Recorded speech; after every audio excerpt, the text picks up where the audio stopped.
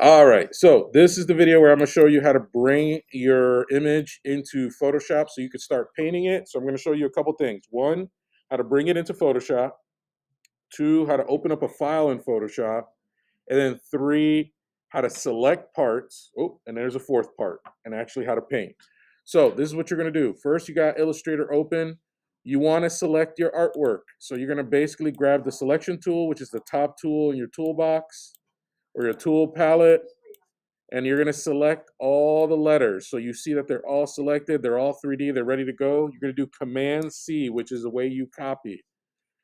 Now you're going to open up Photoshop. If you don't have Photoshop available down here in your dock, you're going to go to your Finder, go to Applications, and then you're going to open up Photoshop. I would put it on your dock so you have access to it every time you need it. Just drag it down to your dock, and then you have access to it. I already have it open. So I'm opening it up. Sorry, I already showed you that I did this already. And what you're gonna do is you're gonna create a new file. And what you're looking for is 8 by 10. And I already have it open. I already have one 8 by 10 because I've created it before. You wanna make sure is inches, and you wanna be 8 by 10 or 10 by 8. You could choose which one. Actually, I would choose a width of 10 and a height of 8. You want to make sure the resolution is 300. If you don't pick a high resolution like this, your image is going to become badly pixelated. The last thing you want to do is name your file. And remember, this is our third project. So you're going to put your initials, space, the block that you're in. This is A1, and the project. This is P3. And then everything else is fine. So you're going to create. And then the first thing you're going to do is you're going to bring in your image from Illustrator. And the way you do that, click the background and then Command V. Now this comes up. This is asking a couple things. Do you want this to be a smart object? Do you want this to be pixels? You could bring it in as pixels. And now you could decide how big you want this to be. I would make it as big as the page. You could always shrink it later if it's too big. And double click, and now your artwork is in Illustrator. Now I want to show you how to select parts of this object so that you could paint in it. So, because if you just start painting on top of it, you're gonna just fill up the whole thing. So let's say you want to paint the inside of your letters. You got some selection tools here. Just like Illustrator, there's some selection tools. And then you can select the quick selection tool right here. And if you click the white part or the front of the letters, depending on what color you chose, this will let you basically select the face of the letter. And as you can see, I'm selecting all my letters. Now it's up to you if you want to select all of them, you want to paint one letter at a time separately. That's all up to you. Those are the options that you have. Now here's a little trick. If you paint this now the way it is, the edges are going to be slightly rough. So the way you make it so that it paints it and it's smooth, you go to select mask and you get some options over here.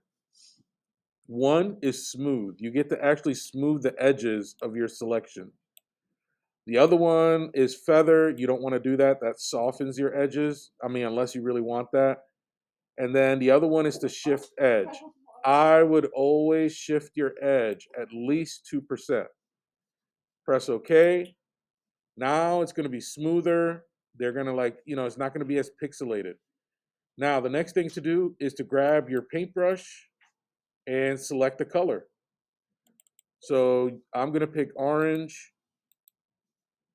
And here's my advice. I would pick a softer brush. Now, you could just, if you select here where your brush option, once you select the paintbrush, you get all your brush options. And when you select right here, the circle with the 52 or whatever number it has, you could change it to a softer brush by going 0% hardness. And you can make the brush as large as you want. I would go into like 300, 400, because this is going to let you blend a little bit. So what I'm going to do is I'm going to paint the bottom of the letter.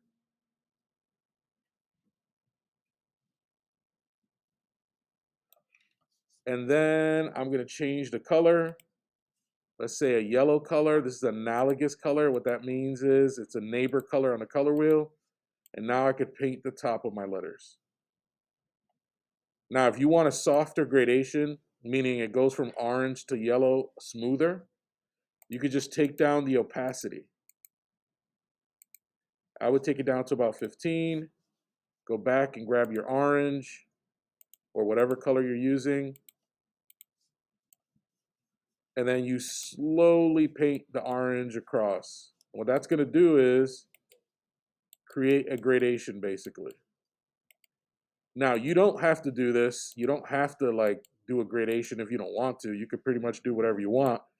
But this gives you a easy way to be creative. Now, you could do different things. You could, if I wanted to create a pattern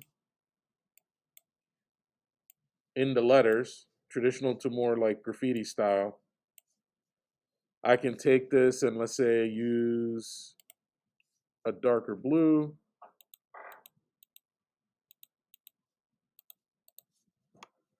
And I'm going to put a couple dots around here. And actually, what I want to do is make it darker so it's not see-through. I could go in here, throw a couple dots in the background. I want to make them bigger.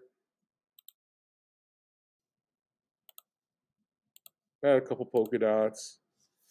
You could pretty much add anything you want. And you could create patterns. You could draw lines if you want to do a smaller line.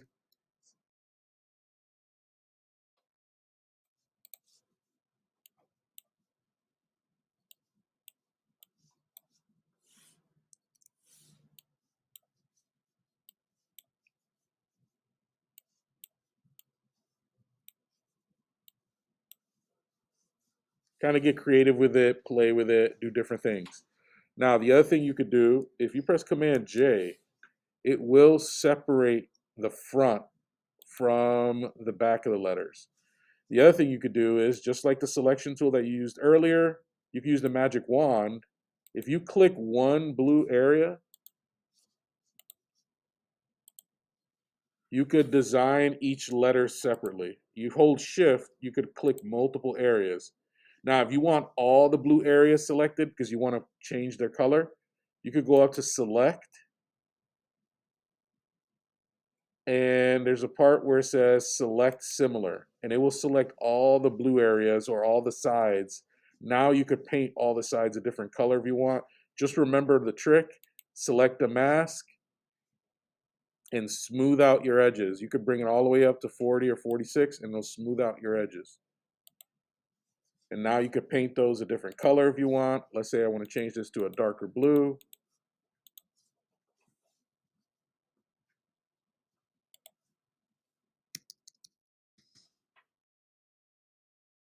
Now the sides of my letters are a darker blue, which makes the front design stand out a lot more.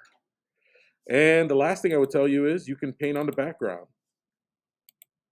Now you can create a new layer. I just unlocked it by double clicking it.